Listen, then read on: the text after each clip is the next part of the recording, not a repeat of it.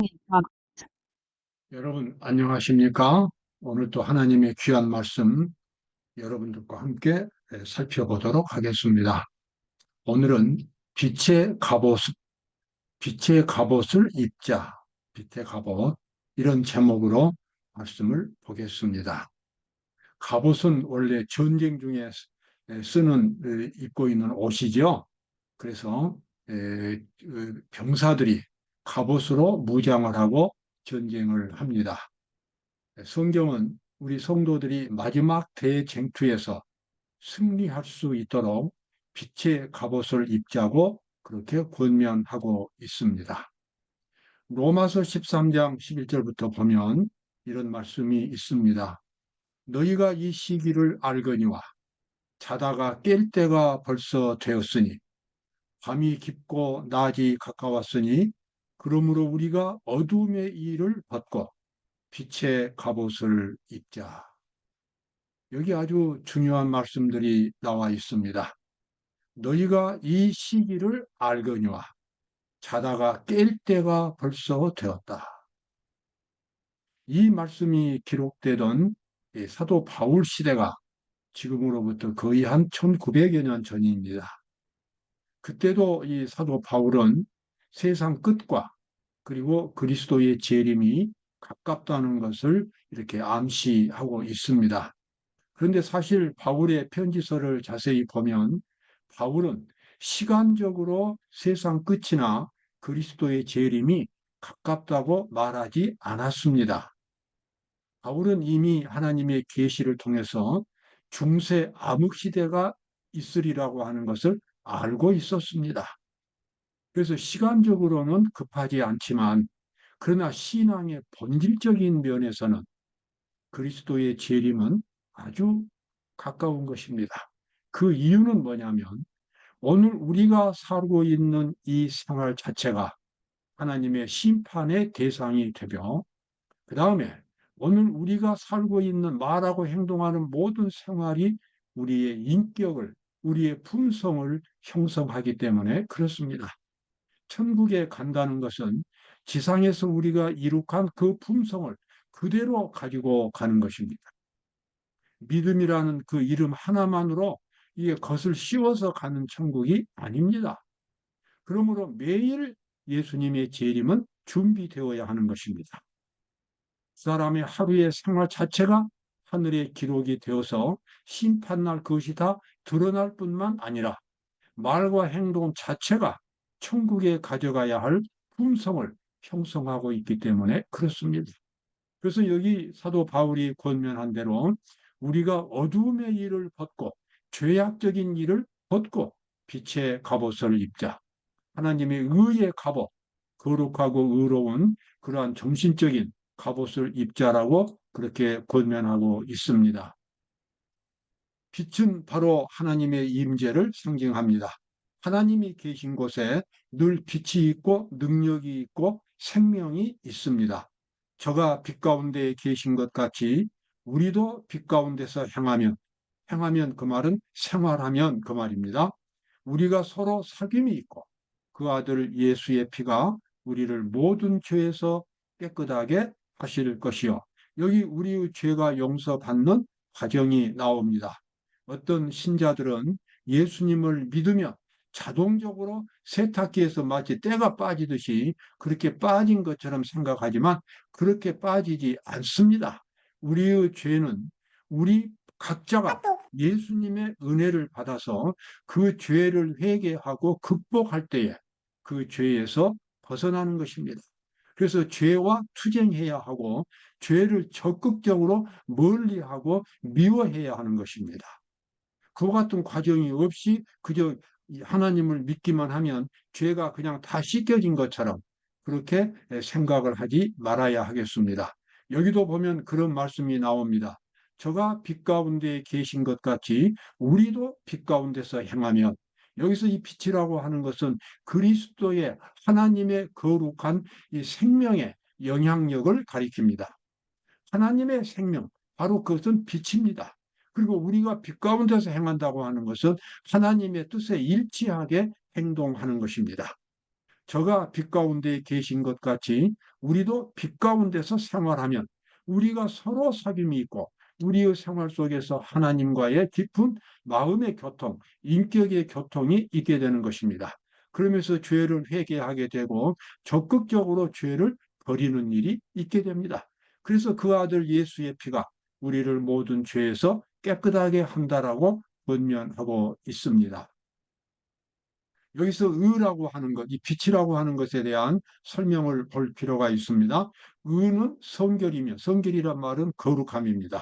죄가 없는 상태입니다. 자, 성경이 말하는 의는 성결이, 하나님, 성결이며, 이게 몇 자가 빠졌네요. 죄송합니다.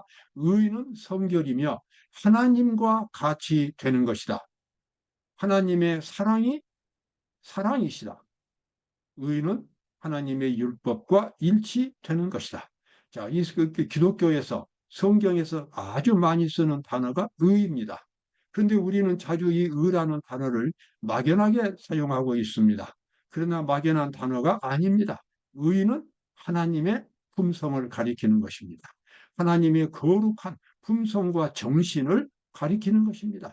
그래서 우리가 의롭게 되었다고 하는 것은 하나님의 정신과 내 마음이 일치되어 조화되었다는 것을 의미하는 것입니다. 하나님은 사랑이기 때문에 내가 의로운 사람이 된다는 것은 하나님의 사랑의 정신을 마음 가득히 갖는 것을 의미하겠습니다. 그리고 그 의는 하나님의 율법의 정신이기 때문에 그러한 내면적으로 하나님의 정신을 가진 사람은 하나님의 율법을 지킬 수 있게 되는 것입니다. 여기서 모든 것의 문제가 다 해결됩니다. 그 해결은 바로 내 마음속에 그리스도의 정신을 온전히 갖게 되는 것입니다. 그리하면 율법도 지키게 되고 하나님의 심판도 통과하게 되고 하나님과 깊은 교제도 가질 수가 있습니다. 그리고 모든 환난 가운데서 하나님의 돌보심을 받을 수 있습니다. 자, 시대소망 310쪽에도 같은 내용이 나와 있습니다. 그리스도께서 가르치신 의는 하나님께서 계시하신 뜻에 마음과 생활을 일치시키는 것이다. 죄된 사람은 하나님을 믿고 하나님과 산 연락을 유지할 때에만 의로워질 수 있다. 의는 하나님께 있습니다. 그래서 내가 의를 얻었다고 하는 것은 하나님으로부터 하나님의 정신을, 하나님의 사랑을 내가 받은 것을 의미합니다. 그 하나님의 사랑에 의해서 죄된 나는 죽고 나의 모든 죄가 이제 용서받게 되고 이제는 하나님의 뜻에 일치하는 그런 생활을 살 수 있게 됩니다.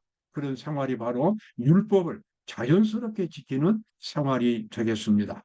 그래서 율법의 본질도 의고 하나님의 율법에 순종할 수 있는 것도 바로 의가 되겠습니다.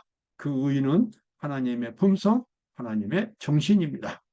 여기도 또 같은 힘으로 같은 단어가 나와 있죠.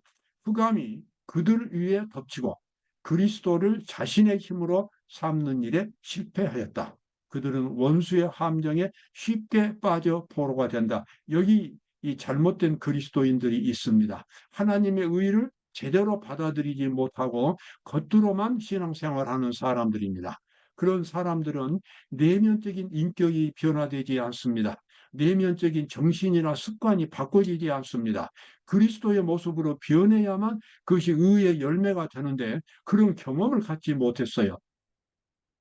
지식으로는 하나님을 알고 그리고 이 습관적으로는 교회 다니면서 신앙생활을 할지 모르지만 실제로 그 내면 세계는 여전히 죄인의 모습 그대로 있는 것입니다. 그래서 여기 앞부분에 나와 있는 말씀대로 흑암이 그들을 위해 덮치면 그리스도를 자신의 힘으로 삼는 일에 실패했습니다. 그리스도가 실질적으로 그 사람의 정신이 되고 그 사람의 능력이 되어야 되는데 그런 일에 실패했다는 것입니다. 이런 사람들은 쉽게 사단의 함정에 빠지게 된다. 우리가 마음으로 그리스도를 알 때 그분의 지혜를 마음과 생활의 지침으로 그분의 권능을 원칙들의 힘으로 삼을 때 원칙들은 품성을 꼴지우는 강한 능력으로 변한다. 그리스도의 정신의 원칙, 하나님의 말씀의 원칙을 우리 마음의 원칙으로 삼을 때에 바로 그것이 우리의 이 내면 세계에서 거룩한 품성으로, 인격으로 변화된다고 하는 것입니다. 따라서 하나님의 진리는 내가 소중하게 내 마음속에 간직해야 하고 그 원칙 속에 들어있는 정신대로, 그 정신은 물론 하나님의 정신입니다. 정신대로 살아갈 수 있는 그와 같은 자세를 가질 때에 비로소 우리는 진정으로 그리스도인이 되었다라고 말할 수가 있겠습니다. 의인은 하나님의 정신이다. 속죄의 희생이 모세 앞에 드려졌다. 그리스도의 정결케 하는 피가 죄인을 깨끗하게 하는 것으로 나타났으며 그의 두려움은 아침 안개가 떠오르는 태양빛에 사라지듯이 사라졌다. 자, 모세의 경험을 말합니다. 모세가 시내산에서 하나님의 율법을 받을 때에 그 율법의 거룩한 이 표준에 압도당했습니다. 죄인들이 그 하나님의 율법의 표준에 도달할 수 없다는 것을 알았어요. 그래서 이 모세가 두려움에 떨었습니다. 그런데 모세는 하나님의 율법의 높은 표준만 보는 것이 아니라 죄인들이 그 높은 표준에 도달할 수 있는 길도 함께 보였습니다. 그, 그 길은 바로 짐승을 잡아서 제사를 드리는 것이었고 그 짐승의 제사는 그리스도의 십자가의 거룩한 능력을 나타낸다는 것을 모세가 보았다는 것입니다. 여기서 모세가 큰 위로를 얻었습니다. 자신만만해졌습니다. 아무리 타락한 죄인도 그가 진심으로 하나님을 믿는다면 속사람이 변화되고 능력을 받아서 하나님의 율법을 지킬 수 있다는 사실을 알게 되었습니다. 모세가 그러한 사실을 깊이 깨달았을 때에 그의 이 정신 속에 하나님의 빛이 가득 채워졌고 그래서 그의 얼굴에 광채가 났습니다. 아주 찬란한 광채가 났습니다. 모세는 자기 사실, 그런 사실을 알지 못하고 이제 산에서 내려왔는데 내려올 때 이 백성들이 보고 아주 공포에 떨었습니다. 정말 천사처럼 강한 빛이 모세의 얼굴에서 나왔기 때문에 그렇습니다. 그래서 모세가 나중에 그 사실을 알고 얼굴을 수건으로 가리는 일이 있게 됐습니다. 그런데 자, 우리는 모세가 이스라엘 자손들로 장차 없어질 것, 여기서 없어질 것이라고 하는 것은 이 짐승을 잡아서 제사를 드리는 것입니다. 그건 하나의 상징이기 때문에 예수님이 오신 뒤에는 이제 없어지게 되어 있습니다. 없어질 것의 결국을 주목하지 못하게 하려고 수건을 그 얼굴에 쓴 것 같지 아니하노라. 자, 신약 시대에는 모세는 구약 시대에 하나님의 율법 속에서 그리스도의 모습을 보았고 그것이 그의 얼굴을 빛나게 했지만 신약 시대에 와서는 이제는 그렇게 얼굴에 그런 모세처럼 광채가 나지 않아도 마음속에 그리스도의 정신으로 가득 채워지는 구원을 하나님께서 우리에게 주신다는 것입니다. 고린도후서 4장 6절에 나와 있는 말씀입니다. 어두운 데서 빛이 비치리라 하시던 그 하나님께서 예수 그리스도의 얼굴에 있는 하나님의 영광을 아는 빛을, 하나님의 영광은 하나님의 품성과 정신입니다. 하나님의 영광을 아는 빛을 우리 마음에 비추셨느니라. 하나님의 영광을 아는 빛이 예수님의 마음속에 있었어요. 그래서 그 영광이 예수님의 얼굴을 통해서 나타났습니다. 그런데 그와 똑같은 정신을 하나님께서 우리에게도 예수님을 믿는 우리에게도 주신다고 하는 것입니다. 다시 읽어보겠습니다. 어두운 데서 빛이 비치리라 하시던 그 하나님께서 예수 그리스도의 얼굴에 있는 하나님의 영광을 아는 빛을 우리 마음에 비치셨느니라. 여러분, 우리 기독교 하나님을 믿는 종교는 근본적으로 마음의 종교입니다. 지식보다도 마음에 있습니다. 마음속에 하나님이 계실 때에, 마음속에 하나님의 말씀이 있을 때에 그 사람의 모든 인격은 그때부터 변하게 되고 그 사람의 모든 말과 행동도 변하게 됩니다. 그래서 마음속에 하나님을 모신 사람, 바로 그 사람이 의를 얻는 사람이 되겠습니다. 그래서 예수님의 마음속에 있던 그 하나님의 영광의 빛이 예수님을 우리 마음속에 받아들이는 우리 마음속에도 있게 된다는 것입니다. 그래서 우리는 예수님과 같은 얼굴 표정을 가지고 이 세상을 살아갈 수 있게 되었습니다. 그 다음입니다. 하나님의 의는 우리의 영원한 생명입니다. 그들의 정신과 그들의 정신과 마음은 그리스도의 영으로 너무도 철저하게 감화되고 그들이 전해야 할 거룩한 기별에 너무도 엄숙해진 나머지 모든 유격적인 것에서 초월할 수밖에 없어져야 한다. 교회증언 5권 603쪽에 나와 있는 말씀입니다. 저는 이 말씀 여러 번 읽었습니다. 바로 우리가 이런 상태가 되어야 하고 여러분과 제가 이런 상태가 되어야 합니다. 다시 한번 읽겠습니다. 그들의 정신과 마음은 그리스도의 영으로 너무도 철저하게 감화되었습니다. 아주 완전하게 헌신하고 반복해서 헌신하고 매일매일 헌신하고 그렇게 했기 때문에 아주 철저하게 감화되어서 하나님의 그 거룩한 정신이 그 사람 영혼 속에 가득 차게 되어서 이 세상적인 부패한 타락한 것들이 그 사람 이 양심 속에 그 사람의 정신 속에 들어올 틈이 없어지도록까지 그렇게 해야 한다는 것입니다.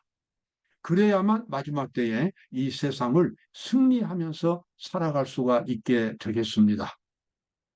그들의 정신과 마음은 그리스도의 영으로 너무도 철저하게 감화되고 그들이 전해야 할 거룩한 기별에 너무도 엄숙해진 나머지 모든 유격적인 것, 정말 이 세상에 타락하고 부패한 그러한 모든 것들, 누추한 것들, 올바르지 못한 것들은 아예 마음속에 들어올 틈이 없을 만큼 그리스도의 거룩한 정신으로 가득 채워져야만 하겠습니다.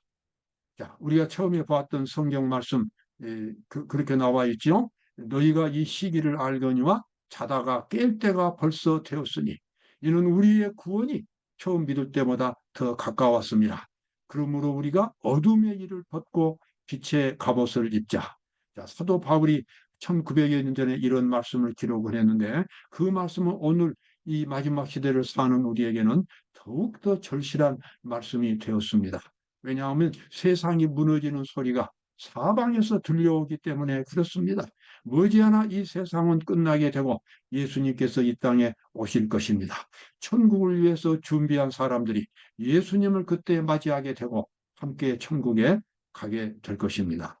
여러분, 그러한 준비를 여러분과 제가 철저하게 준비할 수 있게 되기를 바라겠습니다. 감사합니다.